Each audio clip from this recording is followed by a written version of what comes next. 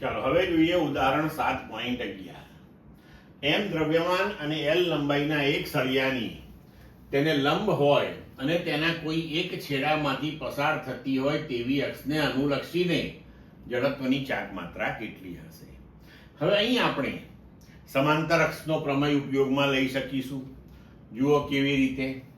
ધારો કે આપણી પાસે એમ દળવાળો અને એલ લંબાઈનો એક સળિયો છે, બરોબર છે, અને તેના એક છેડેથી પસાર થતી પરિભ્રમણાક્ષ આપણે આકૃતિમાં દર્શાવી છે એ બી, બરોબર.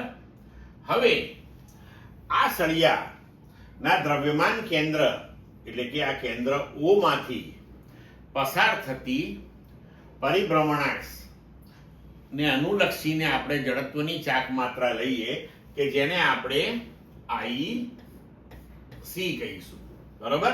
તો હવે એ બી અક્ષને અનુલક્ષીને જો તેની જડત્વની ચાક માત્રા આઈ હોય તો આપણે સમાંતર અક્ષના પ્રમેય અનુસાર લખી શકીએ કે આઈ બરાબર આઈસી વત્તા એમ સળિયાનું દળ ગુણ્યા બે અક્ષો વચ્ચેના લંબ અંતરનો વર્ગ.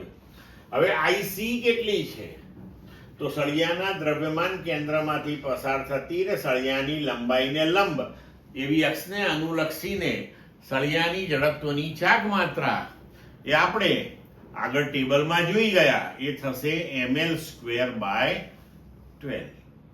તો હવે અહીંયા આપણે આઈસી બરાબર લખીએ ml²/12 અને ડી બરાબર શું થશે? તો કે l/2.